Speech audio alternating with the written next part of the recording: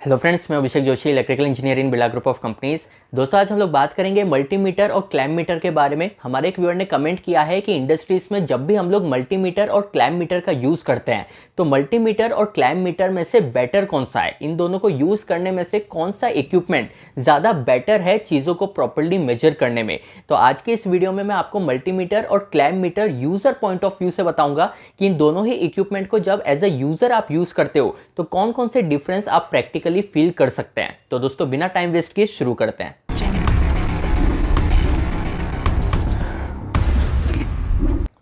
यहाँ दोस्तों मैं आपको एक चीज बताना चाहूंगा कि मल्टीमीटर और क्लैम्प मीटर में से बेटर कौन सा है, ऐसी कोई भी चीज नहीं होती। बेसिकली ये सारी चीजें इस बात पर डिपेंड करेगी कि आपकी रिक्वायरमेंट क्या है, आप कौन से इलेक्ट्रिकल पैरामीटर को मेजर करना चाहते हैं, किस टाइप के सर्किट को आप चेक करना चाहते हैं। इस पर डिपेंड करेगा कि आप मल्टीमीटर का यूज करेंगे, आप क्लैम्प मीटर का यूज करेंगे या आप और किसी इक्विपमेंट का यूज करेंगे। तो बेसिकली ये सारी चीजें रिक्वायरमेंट बेस्ड होती है कि कौन सा टूल, कौन सा इक्विपमेंट आपको यूज करना चाहिए एक पर्टिकुलर इलेक्ट्रिकल पैरामीटर्स को चेक करने के लिए।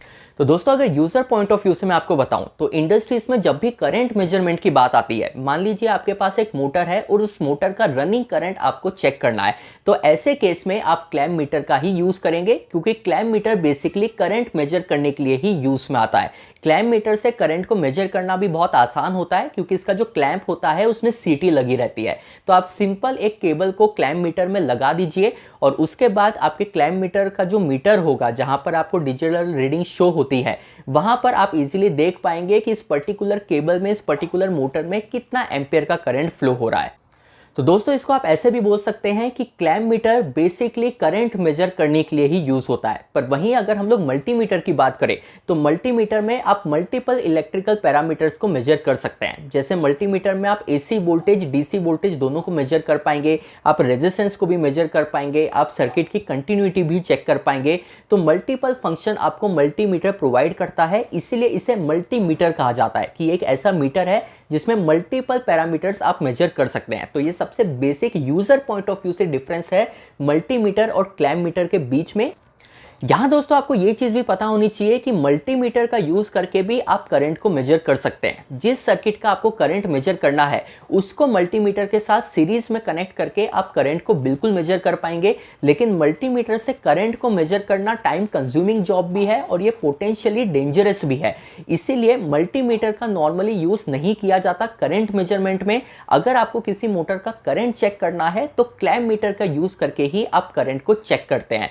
दूसरा रीजन ये भी है कि अगर आप मल्टीमीटर से करंट को चेक भी करना चाहे तो आप बहुत ज्यादा मैग्नीट्यूड ऑफ करंट को मल्टीमीटर से चेक नहीं कर पाएंगे, क्योंकि मल्टीमीटर से अगर आपको करंट का मैग्नीट्यूड चेक करना है कि एक मोटर में रनिंग करंट कितना है, तो 10 एम्पियर या मैक्सिमम 20 एम्पियर तक का करंट ही आप मल्टीमीटर से चेक कर सकते हैं। वो भी 20 एम्पियर भी ज्यादा हो गया, नॉर्मली 10 एम्पियर तक की रेंज दी जाती है कि आप मल्टीमीटर से करंट को चेक कर सकते हैं।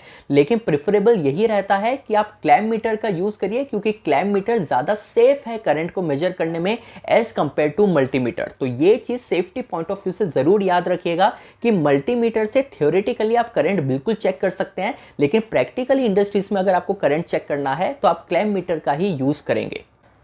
यहां दोस्तों यूजर पॉइंट ऑफ व्यू से आपको एक चीज और पता होनी चाहिए कि अगर आपको मिली एम्पियर का करंट मेजर करना है, मान लीजिए एक ऐसा सर्किट है जहां पर मिली एम्पियर्स में करंट फ्लो हो रहा है और अगर वहां आप क्लैम्प मीटर का यूज करके मिली एम्पियर को मेजर करना चाहेंगे तो वो क्लैम्प मीटर आपको एरर दिखाएगा। कहने का मतलब यह है कि आपको रीडिंग शो तो हो जाएगी, लेकिन वो रीडिंग एक्यूरेट नहीं होगी, उस रीडिंग में बहुत सारे एरर्स होंगे।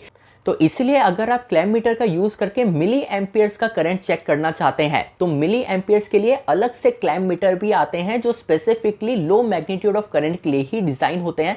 तो अगर आप मिली एम्पियर्स में किसी करंट को मेजर करना चाहते हैं तो आप जो अलग से मिली एम्पियर्स के क्लैम्प मीटर आते हैं वो भी इंडस्ट्रीज में रखे जाते हैं, क्योंकि करंट का मैग्नीट्यूड जितना कम होता है उतनी ही आपको एक्यूरेसी अच्छी चाहिए होती है। अगर आप नॉर्मल क्लैम्प मीटर से मिली एम्पियर को मेजर करेंगे तो आपको एक्यूरेसी नहीं मिलेगी। इसलिए अगर आप higher magnitude of current measure करना चाहते हैं तो वहां आप नॉर्मल क्लैम्प मीटर बिल्कुल यूज करिए, इंडस्ट्रीज में यही यूज किए जाते हैं। लेकिन मिली एम्पियर अगर आपको चेक करना है तो मिली एम्पियर के लिए अलग से क्लैम्प मीटर आते हैं लो मैग्नीट्यूड ऑफ करंट को मेजर करने के लिए। उस क्लैम्प मीटर को यूज आपको बेसिकली करना चाहिए। तो दोस्तों मल्टीमीटर और क्लैम मीटर के बीच में थ्योरेटिकल डिफरेंस तो और भी है, पर उतनी थ्योरेटिकल डिफरेंस आपको याद रखने की जरूरत नहीं है। यूजर पॉइंट ऑफ व्यू से आपको पता होना चाहिए कि क्लैम मीटर हमें कहाँ यूज करना है, मल्टीमीटर हमें कहाँ यूज करना है, और इन दोनों की basically user point of view से लिमिटेशंस क्या है। तो दोस्तों ये वीडियो से अगर आपको एक नॉर्मल नॉलेज मिला हो कि क्लैम मीटर और मल्टीमीटर बेसिकली हम लोग कहाँ कहाँ यूज करते हैं, क्या क्या इनकी लिमिटेशन है, तो मुझे कमेंट बॉक्स में बिल्कुल बताइएगा। किस टॉपिक पर आप वीडियो देखना चाहते हैं ये भी आप मुझसे कमेंट बॉक्स में शेयर कर सकते हैं। मैं आपसे मिलता हूं कल ऐसे एक इंटरेस्टिंग टॉपिक के साथ। तब तक अपना ध्यान रखिए। Good bye.